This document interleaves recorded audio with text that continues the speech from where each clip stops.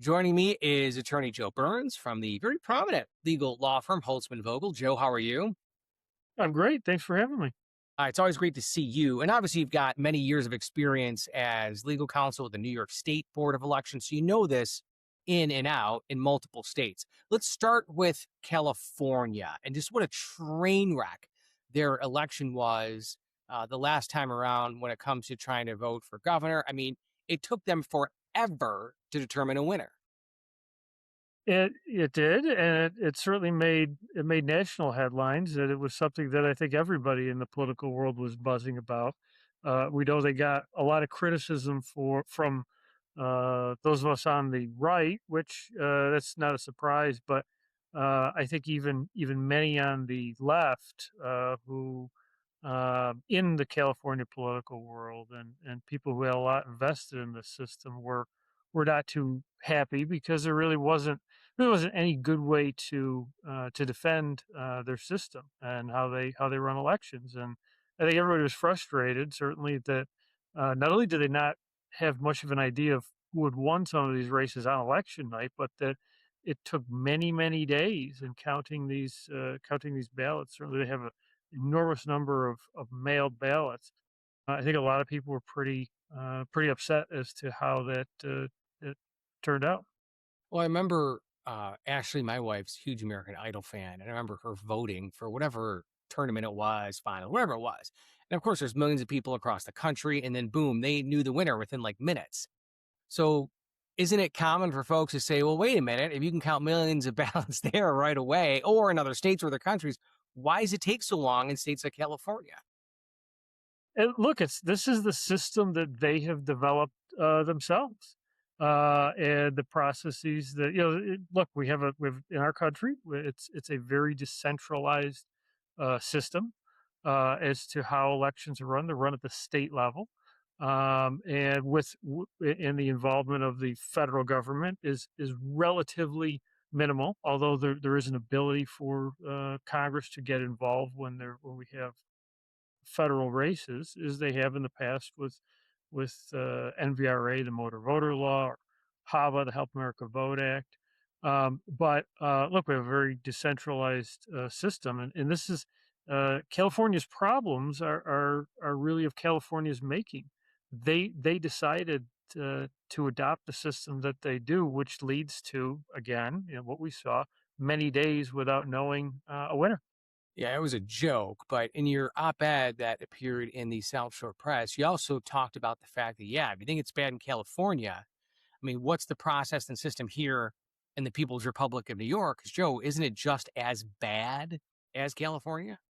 What I would say is, uh, New York has certainly has problems, and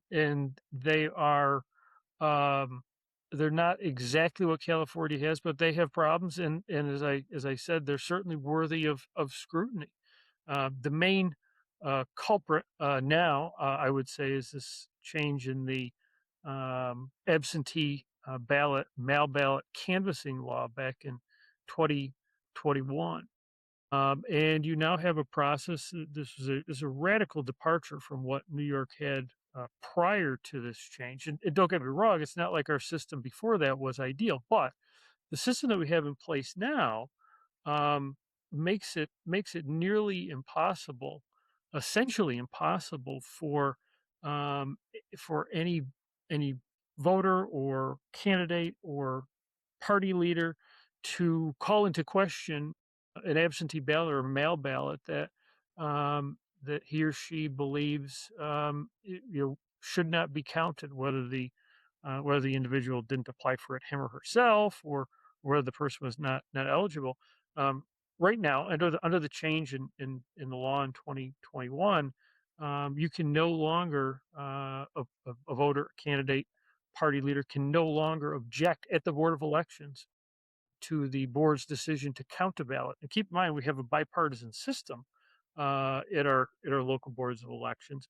But when the question is as to whether an absentee ballot should be counted or not, it only takes one side, it only takes one commissioner to make the decision to count a ballot. So you really don't have that bipartisan check, unfortunately. any longer, and you also don't have the ability to object to that ballot's counting or uh, even go so far as to challenge that ballot in court. That was all removed in 2021, and I think what we've seen since then, there've been a couple examples, and these are just this is just what we know. This is just what's been uncovered and what's been reported on in the press. Um, we had a serious scandal just last year in a Republican primary in Brooklyn for a city council seat where it was a very close race. And because it was a close race, obviously there was a tremendous amount of scrutiny. And you also had an automatic recount that was triggered. And you had in the course of that, it was uncovered that there were individuals, deceased individuals who cast votes um, in that primary. 2 years prior, there was a primary election in, Queens, a Democratic primary for a city council seat, where it was uncovered that, you had, individuals who, were working for agents of one of the candidates that were fraudulently applying for absentee ballots and then casting those ballots. And the DA in Queens has filed charges, in that. But these are all things that again it's good that these issues were uncovered. It's good that there's somebody out there, whether it be prosecutors, whether it be the media, that were looking into this. But um, the change in the law in 2021 has made uncovering this so much more difficult. My mom died in 2013. I always half jokingly say, Joe, that every year since then, she's always voted Democrat. It's amazing how that happens.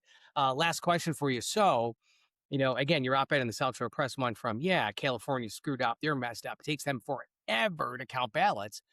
But here in New York, because of the lax absentee scrutiny of ballots, dead people voted in elections in New York.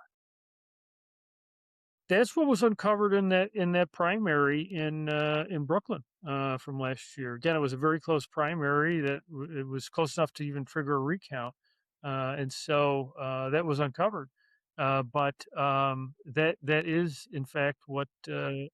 It's been widely reported on and covered in the press. In my book, that's a big problem.